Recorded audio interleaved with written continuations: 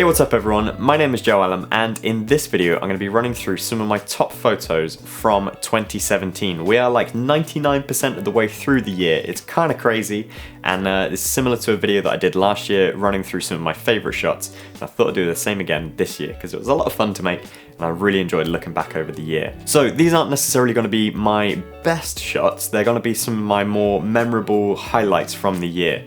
And make sure you do check out the links in the description. I'm going to be leaving links to where all of this content was originally shared. Now, some of these photos haven't actually been shared on my Instagram or on YouTube or anything like that. They've only been shared on the blog.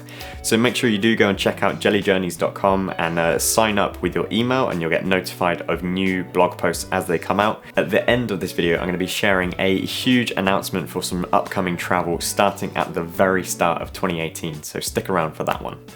Anyway, on with all of that, let's run through some of my top photos from 2017. Oh my god, I can't believe the year is almost done. What the hell, man? So I'm going to run through these chronologically, and starting at the very start of the year, fairly early on, I went to Bali in Indonesia. It was like a 10-day trip. I was doing some workshops teaching how to do web development, and it was a lot of fun, but I also took the time to do a little bit of exploration with my camera, and this particular shot of this local Balinese guy stroking his cockerel just really caught my attention, and I was so glad that I got this image, but also I was really glad for how I took that day as a way to really try and focus on some particular skills with my photography. But this image really stands out for that whole trip, not only because I just loved how friendly and welcoming the culture of the Balinese people were, but also I just really like the aesthetic of this image. I don't really do portraiture or images of people very often, so this was kind of a bit of a off-kilter image for me, but I really enjoyed it, and yeah, a lot of fun. Almost immediately after Bali, we then went to New Zealand, and we spent a good 6 or 7 weeks there traveling all over the country. We created tons of blog posts, loads of videos, and all sorts of things. So I got a couple here from New Zealand. The first up is this one from Hanma Springs. So this was on the route through into the town, and it was coming up just into golden hour, so the lighting was perfect. We came across this bridge that was just epic in its design, and just found a great vantage point that I'm sure loads of other people capture shots from, so it's probably nothing unique there, but I really loved the colours that came out of this, and at the time I was shooting with the Fujifilm X-T2, really enjoying that and featuring it a lot in those videos. But yeah, this image just is really striking for me and just reminds me so much of what an amazing time we had in New Zealand. Continuing a little bit further into New Zealand, we then come to the time that we drove through Arthur's Pass. Now on this particular day, I was making a video about some of my travel hacks on how I capture photography from moving car windows. Now this shot was from Arthur's Pass from the viewpoint, I think it's called Devil's View or something like that.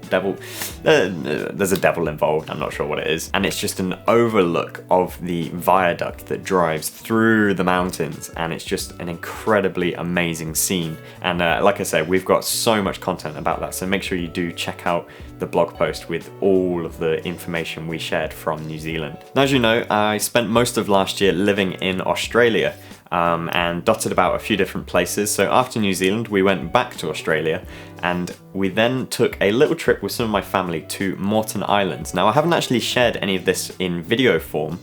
We did vlog, and it's kind of an edit that's just been sort of hanging around waiting to be finished for a long time, which is just, you know, when you just sit on something and you just never really get it done. So we do have some video, but it was just never published. That may get published on the Jelly Journeys channel, not sure about that. But what we did do was a blog post filled with some of the imagery. Now, as I mentioned, we were staying with family, and we were doing it as a road trip camping tour, and this particular image of the cruiser itself just really reminds me of such a great time it was camping on this complete sand-based island. It was a truly unique experience for the whole year, and I really enjoyed it. So shout out to Rosie and Phil for taking us on that, and of course other Phil for tagging along.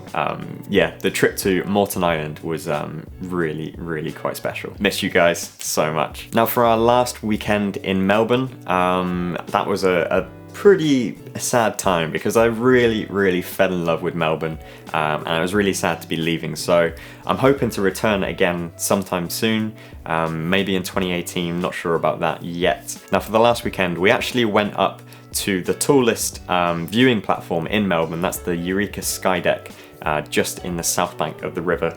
And it was a great way to really just kind of like say goodbye to the city and just see it as a whole, and just really admire how built up a city it actually is. Now I took this shot again with the Fujifilm X-T2. It was sort of like getting into darkness, and there's this like one little viewing deck outside with like a grilled fencing, so it was hard to kind of squeeze the lens through. Luckily that 35mm lens is small enough to just fit through the gap in there. But I was really pleased with this image that I got, mostly because of the symmetry as you look across the main like CBD grid, but also just the lighting was pretty great, and it just reminds me so much of Melbourne and how much I really miss it. So yeah, I love Melbourne so much, and I would jump back there any second. I really do miss Melbourne. Now throughout the summer of this year, I actually spent quite a lot of time in Japan, and you guys should surely by now know just how much I love Japan. So I've got a few more shots here from Japan. I went there a couple of times this year, and just thoroughly enjoyed my time. This was also around the time that I bought the Fujifilm X100F, which I have to say is probably my favourite purchase of the last 2 years. I've actually been thinking up a blog post to write about that, so I may be posting that on my blog fairly soon. Again, that will be linked in the description. But yeah, that X100F, like honestly, just changed the game for me. I love that camera so much. Just having a tiny little camera on you pretty much at all times really just shook up the way that I was taking photography and really thinking about things. And some of that was with shots like this one from Ikebukuro. Now this was just as we were crossing the road, and you just kind of like pull up your camera, snap a shot, but I just loved how it happened and the actual result from it. I love the image so much. I actually used it as my main sort of campaign image for the Lightroom presets that I've been offering for sale. Now you can go and you can download these and you can apply the same looks and styles that I apply to my photos, and a lot of it was inspired by the time in Japan because of that urban sort of light and the sort of like shininess, the chromeness from a lot of the buildings and everything. That was where they really were sort of created, and this image in particular just really sort of like brings all of that together. And I've had such great feedback from all of you guys who've downloaded it. So many people saying they're like incredibly versatile and you can use them for all sorts of images. So I'm like truly like thankful for the fact that so many of you have helped support this channel by purchasing those. So yeah, thanks so much for all of that support. That's been really appreciated. If you do want to get those presets and you haven't got them yet, then if you do sign up to the email list on my website, then you can get a huge discount off of the presets. Just wait a couple of minutes after you've signed up and you should get an automatic email with a voucher code to use that. Now another image from Japan that really stood out for me was from the time in Kyoto. Now I was shooting a lot with my telephoto lens. This was back on the Canon with the 70-200, and I was really sort of like looking for those alleyways and just like small subjects within the images, and this one particular image really caught my attention. I just loved the lighting, the time of the day, but also Kyoto itself is, if you've been there you'll know what I mean when I say it's just got this sort of magical air about it. There's just such intense tradition and styling of all the buildings, and it's so Japanese, but it's also just ultra modern at times, and there's so much going on there that it's just really, it's so inspirational and so photogenic. So yeah, I really look back at this time in Kyoto, and yeah, that was a really great experience for me. Now heading back to Tokyo, just got a couple more shots here from Japan. So this in particular one is following the same style as what I was doing in Kyoto with the telephoto, but this time in Shinjuku at nighttime in the rain. So I was capturing a lot of the shots of people with umbrellas and how busy it was, and the lighting. Because it's nighttime, you've got that glistening light from the side, and the dark backgrounds, but then because it's raining, you've got that illuminated sort of glossiness to the images that I just really enjoyed this evening out with my camera. I got soaking wet, but it was all worth it in the end. I didn't actually vlog this just because it was raining so much and I was just focusing on shooting with the Canon. But I just love this image, and you guys seem to really like it on Instagram as well. That got a lot of feedback, so yeah, I think it was all round a great success. Great success. Now, probably my most memorable evening from the whole year, I always think back to this one evening. It was the night that we went shooting with Dave and Steve. So Dave from Shoot Tokyo, and I created a vlog for that. It's one of my favorite vlogs from the whole year. And that one particular evening was so memorable. It really stands out for me as just a great time taking photos in Japan, in Tokyo in particular, but also just how much fun it is to go out shooting with other people. So I'm always open to go out shooting with, with new faces and just see other people's images, or how you can experience the same thing but through different viewfinders, if you know what I mean. So yeah, that was a hugely fun evening. I really, really enjoyed that. And this image just kind of like sums up everything together. So it's the food that we ate, the lights that we saw, the nighttime, the people that we were with. There's so much just happening within this one image. Down Yakitori Alley, which is an area of Shinjuku that I've been wanting to visit for a long time, and I was so glad we finally did. But also glad to go with someone who's local to the area, who can share a little bit more knowledge and just really take you to the best spots. And then of course, after all of that travel for pretty much the first half of the year, we then returned back to the UK, and I had loads and loads of admin to be catching up with and a lot of work and all sorts to just kind of like keep me grounded in this little office space.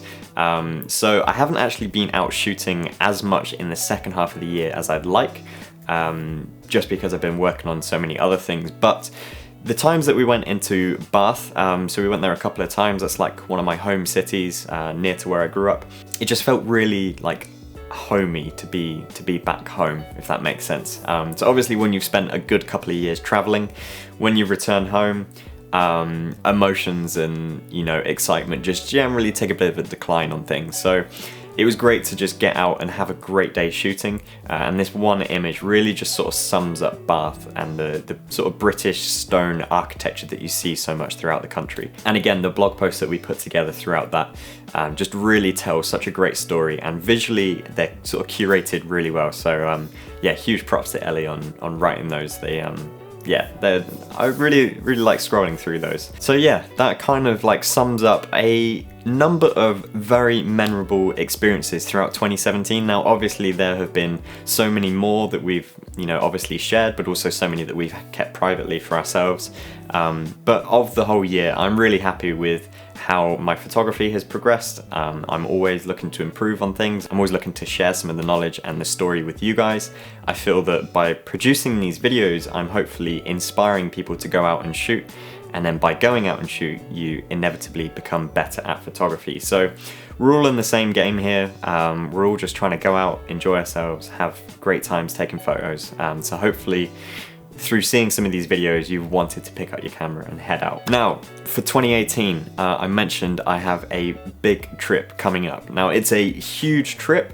It's also incredibly short, but at the very beginning of the year, we're actually going to be heading to Peru. So this is going to be the first time in South America, and it's a completely new country. So new year, new country, new continent, new project. So yeah, I'm going to be sharing a lot more details about that, probably on my Instagram story a little bit closer to the time, just so it's kind of relevant to things.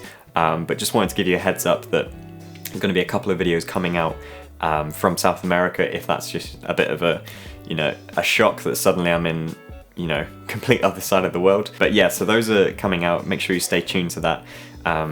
And also subscribe to this channel if you aren't already, and you will be able to get notified when those videos come live. Speaking of subscribers, man, am I like over the moon. I am like incredibly like humbled to see that there are over 100,000 of you guys who have now been following this channel. Now of course, not everyone watches every video, but for those of you that have been there for a long time, I am truly, truly thankful for the support that you've given. I see so many, regular faces in the comments and on Twitter and everywhere. It blows my mind. There have like there's so many of you. Now I know there are huge channels on YouTube, and this is just only a small fraction of that, but in the grand scheme of things, that is 100,000 people.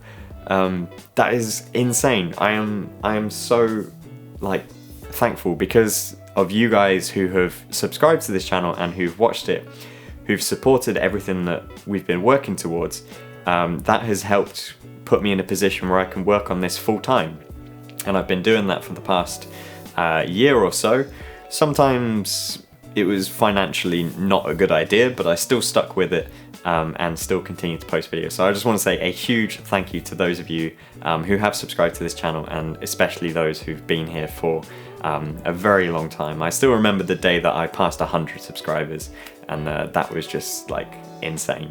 So yeah, massive shout out to you guys, and I hope everyone has a incredible 2018. I'm really looking forward to where life is going to be heading in that year. So yeah, whew, that's it. That's a quick roundup of the whole 2017. I hope you've enjoyed following the journeys this past year. Leave a comment down below of what your favourite experiences have been, and I will be catching you again soon. So thanks for watching everyone, see you later, bye bye.